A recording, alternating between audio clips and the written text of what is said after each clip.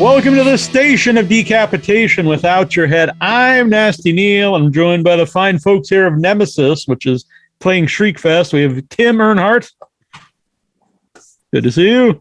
And nice Joe Downing. Hello. Hello. So first of all, had you guys worked together before? Briefly. Yeah. I think, what, 5 movies now? 5 shorts? What year was that? That was like before this whole pandemic thing, right? Yeah. It is weird because everything like pre-pandemic in some ways seems not that long ago, but a lot of it seems like it's like 5 or 6 years ago, even though it's like a year ago. Yeah. Yeah.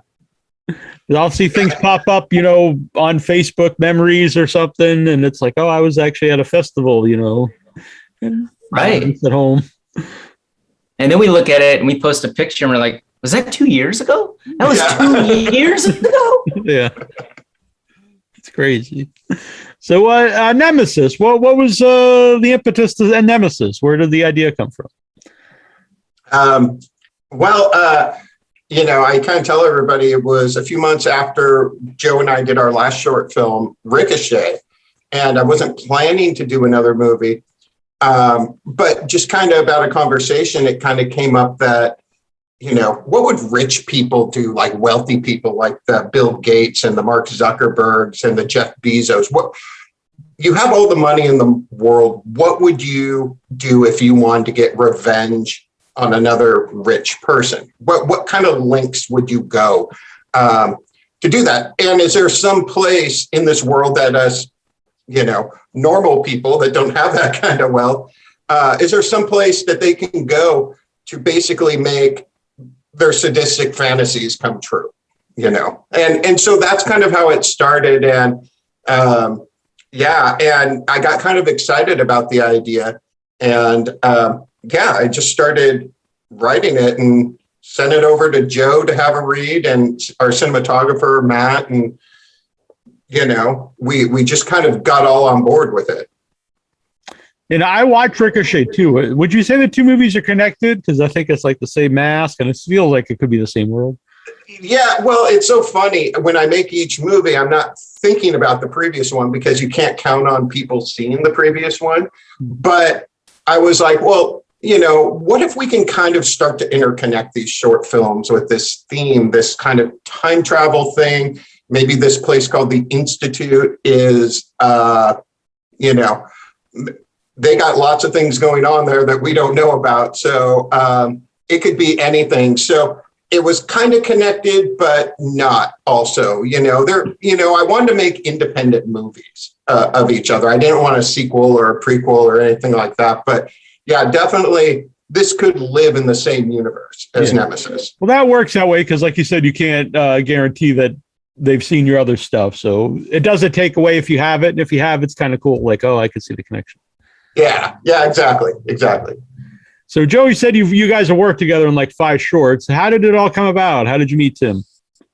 Oh, man. I met him on, we were working with an actress, Nadine. I don't remember her last name, but she reached out to me and they were looking for some background players. And I was like, oh, yeah, sure. And that was on Working with Damien when Tim was making a short called Working with Damien. And first time I ever met him, and, as an actor, you're eager to do whatever the director wants you to do. And if he says jump, you say, okay, how many times and how high? And that's kind of, we just hit it off, there was no ego involved. There was no any kind of past history of anything. So after that, he was like, hey, if I work on anything in the future, can I reach out to you? I'm like, absolutely. That's awesome. And that just that was the beginning. Your movies have a lot of effects in, and it's kind of ambitious for an independent short. Like, what's your background in making these cool suits and things? Oh God, well, it's interesting. I mean, I'm a designer. Joe and I are both designers in our day job, and so one thing it was interesting. The next short that we worked on, Joe and I worked on, called Conduit. I wanted to do a SWAT team movie. And so putting together like the costumes, like it's funny when you watch movies or TV shows with SWAT team costumes, you can tell where the costume department went really cheap or they did a good job. And it's all in the details when it comes to these, like, you know, do you just have a helmet or do you have goggles up on the helmet? You know, you may never use the goggles, but it looks more authentic.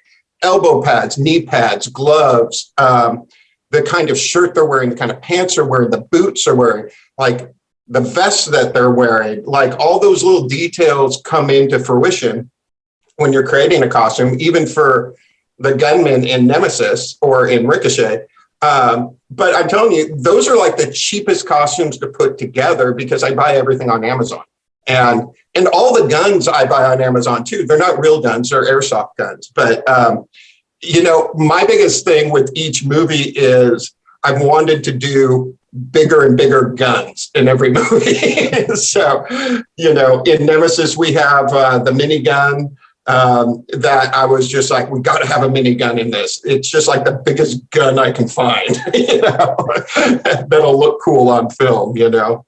I mean, they're not cheap to get. The guns aren't cheap to get because I don't do anything with them afterwards. So, you know, I think that minigun cost like $800, $900 or something like that. But yeah, like the costumes and all the little details in the costumes, I feel like make a huge difference on whether the audience is going to believe things are happening with these characters or not. You don't want them to be distracted by the costumes. You want them to just believe that the actor in the costume is that person or that thing, you know? Mm-hmm. And there's a, you know, combination of practical effects, and then you have digital effects in there. Both those things you have a background in? No, not at all. He does now. I do now. I mean, Nemesis is an example. It is blending practical and visual effects. It's interesting. I thought Nemesis was going to have about 50 visual effect shots. And as I was going through the edit and the sound mix, I decided to put more in, and it ended up being about 150 visual effect shots in it. And it's just time consuming. I mean, my cinematographer has a background in visual effects. He's worked on like Spider-Man, a Terminator movie and stuff like that. So he has so helped me out, like when I have questions and stuff, when it comes to the visual effects. But yeah, it's fun. You just kind of have to plan for it ahead of time. You know, how are you going to shoot somebody getting blown apart? It sounds really easy, but to make it look kind of real, and you just have to plan for it all. Yeah. And now the sounds also add a lot, because sometimes I think that's overlooked. There'll be cool looking things, but they won't have the sounds not there, but you have like cool sound effects for even the movements, which, you know, adds a lot to it, I think. Well, it's interesting. What I do before every movie, I put together a sound mix. And so it has some like music I'm going to use, I'm going to license, it has sound effects. So like if Joe is in this big costume and he's walking, I have an idea in my head when we're shooting what it's going to sound like and what it is I want him to do. And I'll listen to this sound mix over and over again, because it'll also give me the tone, like how fast is this scene supposed to go? How slow is this scene supposed to go? It just gives me some guardrails when we're kind of shooting. It's kind of overkill in a way, but it helps. It really helps, especially we shoot at such a breakneck pace. It's just really helpful. So how about that, Joe, when you are wearing a big suit? What is that experience like? Oh, it's fun. I mean, you always hear it. It's pretty cliche. Once you put on a costume, it really does help you get into that character.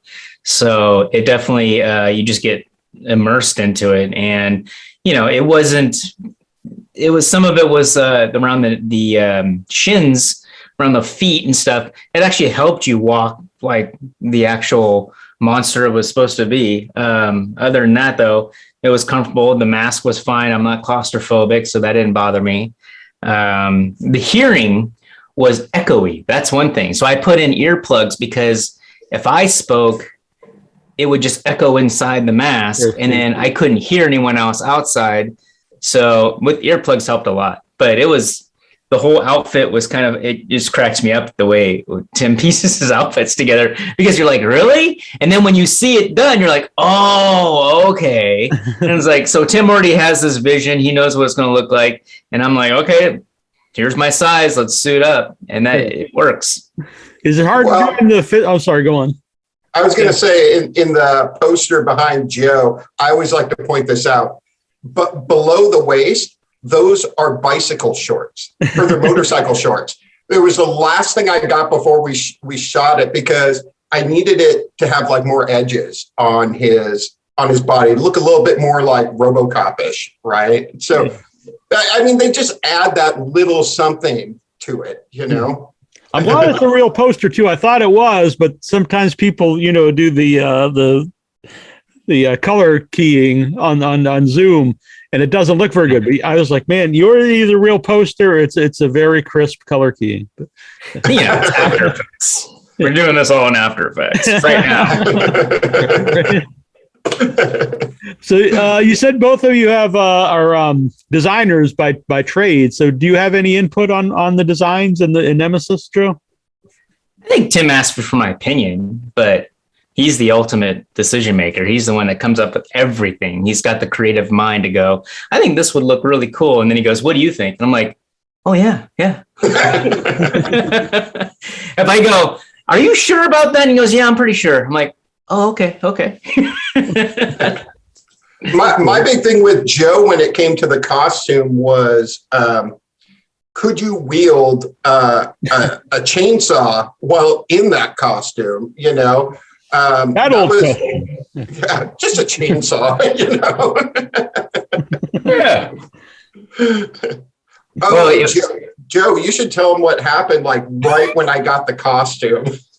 This was what, November of 18? No, 19? 19, yeah. November of 19, I foolishly broke my right hand, which is what the chainsaw would go into. And I said, Tim, I broke my hand. I don't know if we're going to be able to do this. So we're thinking of workarounds. And I was like, well, I could get the cast cut off, and I had pins sticking out of my palm. I think it was the pinky bone or something in there was all messed up. So we went to the fitting and I had a cast on, but we got everything on and kind of figured it out. And then I said, I think I'll be able to have the cast off when we film.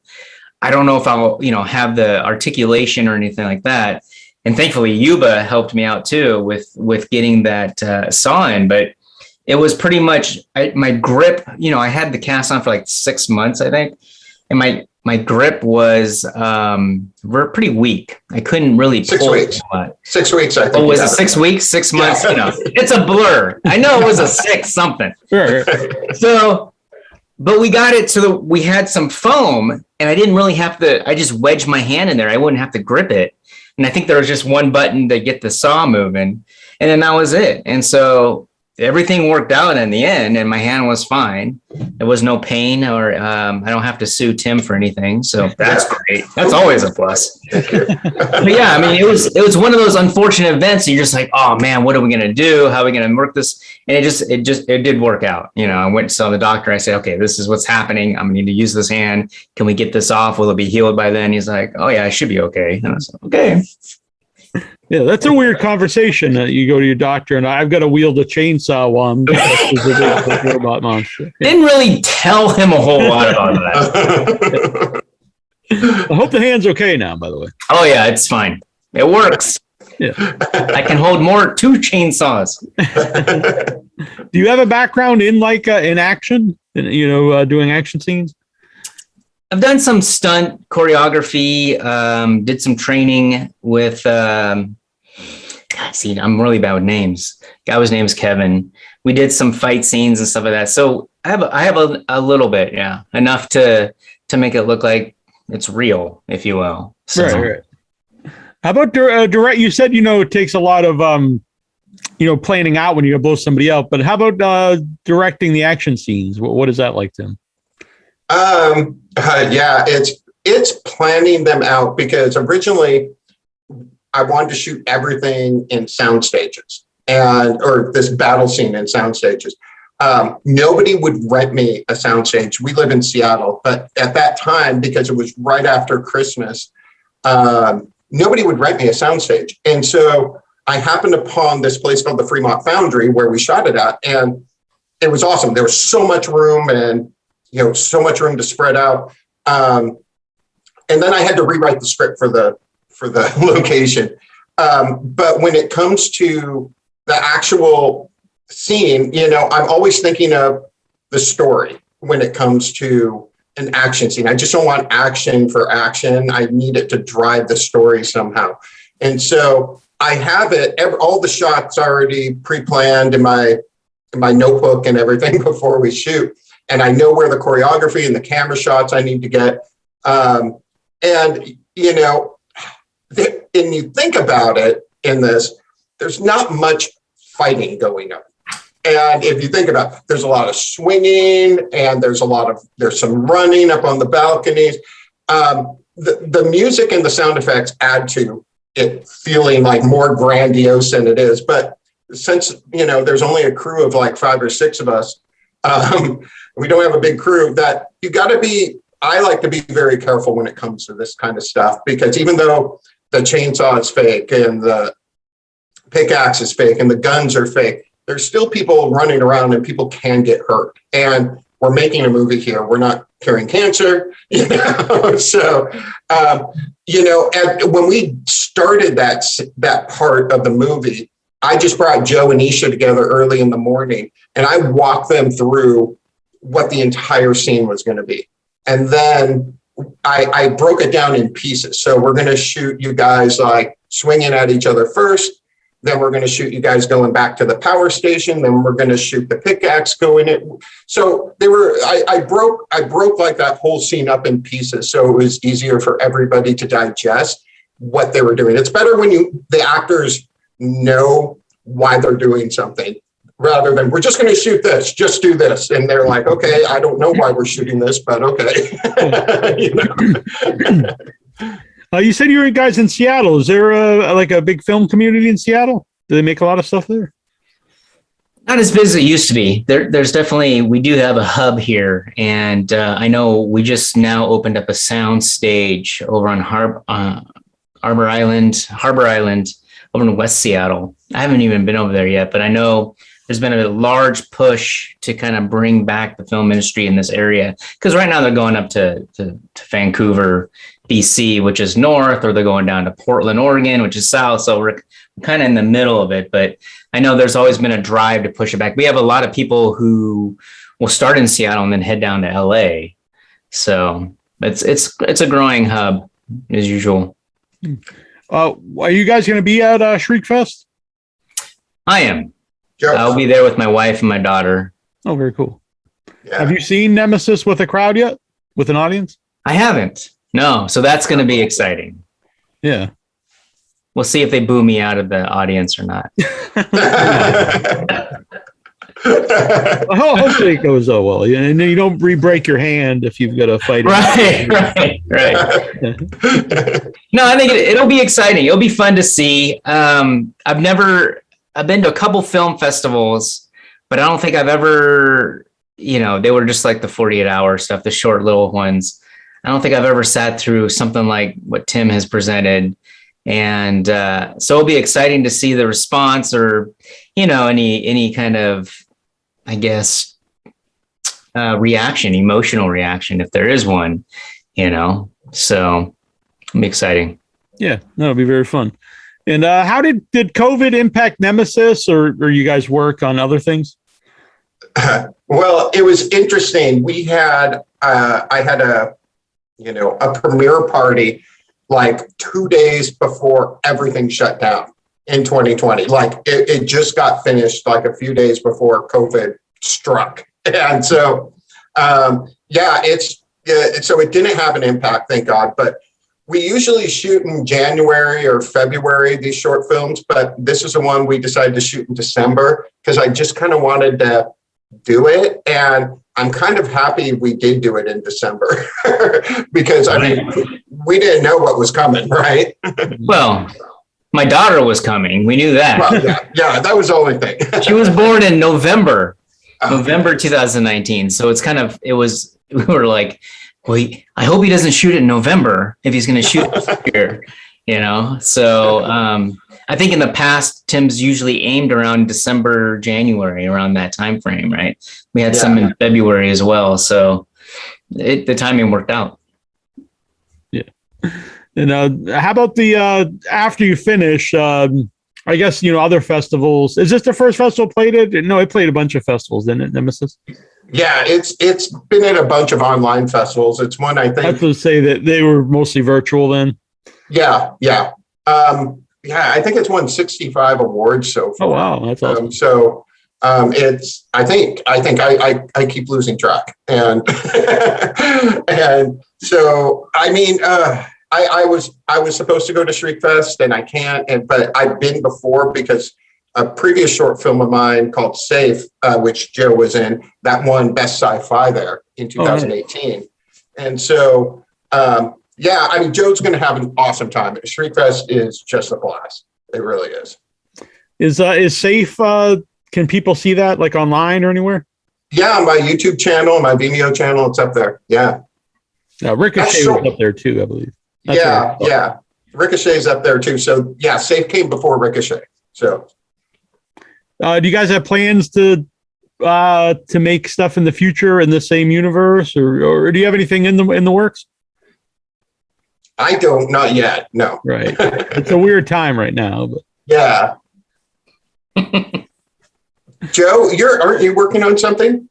Oh, I'm a cinematographer on a short film that my wife directed. That's all we're working on. I think we've gotten, as filmmakers, when you have a full-time day job and a family and stuff, you kind of fit in your projects. And so we have a list of things that we want to do. But other than that, it's just kind of, weaving through the busy life of work, the pandemic, raising a daughter, a kid. So there's always something. It's always going on in here. Mm-hmm. And it's just really kind of getting the resources. I was working on a film, actually, that now you bring it up, Tim. I totally forgot about it. I was going to shoot something this year, but because of the pandemic, I'm like, it's probably not a good idea to do that. And I live in Bremerton, Washington. And so I was going to utilize the city to kind of do it. But because of everyone, freaking out about the virus and stuff, I was like, I didn't want to put other people's lives in jeopardy or kind of say, hey, we're going to shoot this. Are you guys up for it? And then just have these issues. So I put it off till hopefully next year or the year after. We'll see how this pandemic rolls out. Yeah. Is there any movies or anything in particular that made both of you guys want to make films yourselves? Well, mine goes back to the 80s. Director Sam Furstenberg, he made a bunch of movies for Canon Films in the 80s, like the American Ninja movies and stuff. And he was the reason why I wanted to make movies. I know most people will say like Spielberg or Lucas or whatever. I'm not discounting those movies or the filmmakers. I mean, they're awesome. Like I love the Indiana Jones movies, but yeah, I mean, I think with Sam Furstenberg, it was, wow, look at what this guy did for $1 million.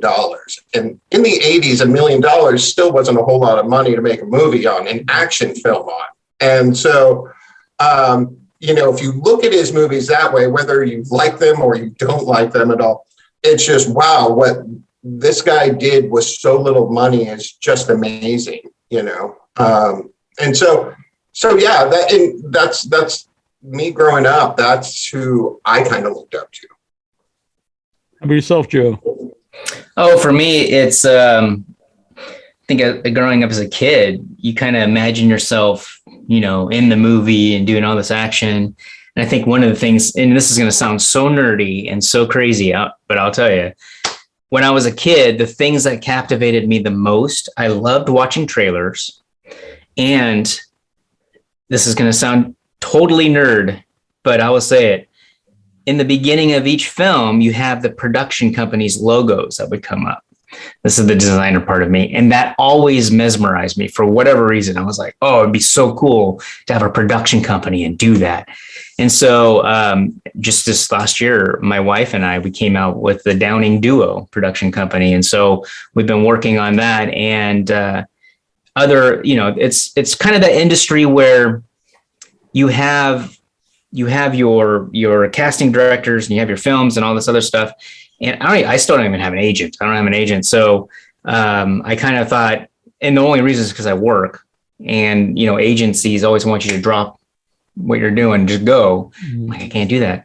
So I think in that aspect, we decided to start just making our own content. It was like, we can do some things and now technology, the iPhone shoots really well. And I think they just announced some kind of breathing focus thing that they just did that's coming out. So, and we use the Sony cameras, the mirrorless cameras now are amazing. So it's kind of like everything's kind of falling into place. And it's like, don't sit around and just go, hey, Tim, what you doing, Tim? Huh? Tim, what's going on, Tim? What's next, Tim? It's like, okay, Tim's busy. He's got some stuff on his plate. Let's see what else we can do. And let's be creative about it, instead of waiting for other people to call you up, which is not a bad thing. Give me a call. I'm open. I'm not calling you anymore, Joe. Got you on speed dial. Does the Downing Duo, do you have a cool graphic then or an opening graphic? I'm working on it. I've been working. My mind's spinning and I've talked to my wife about a couple designs. And then, utilizing After Effects, which I'm new to, I'm like, how can I make this look cool? Yeah. And then I'll help you, Joe. Thank you. I even asked Tim. Tim's got his production company logo, and it's coming. It's like, how'd you do that? And why did you do it? So it's just kind of learning from other people who've done this. So I am a student in all realms. Tim, I've been wondering, what's that on your shirt? Because I really like it. It looks like an 8-bit. Skull and crossbones with a net rabbit. Yeah, Psycho Bunny. They're a brand, psychobunny.com. So they got like t-shirts and sweats and shorts. And I've been, it's funny. Just I think 2 years ago, they started doing retail shops across the US. And I've been buying their stuff online for like 15 years. And now you start to see like sports stars like wearing the Psycho Bunny polo shirts because they have polo shirts with a little bunny.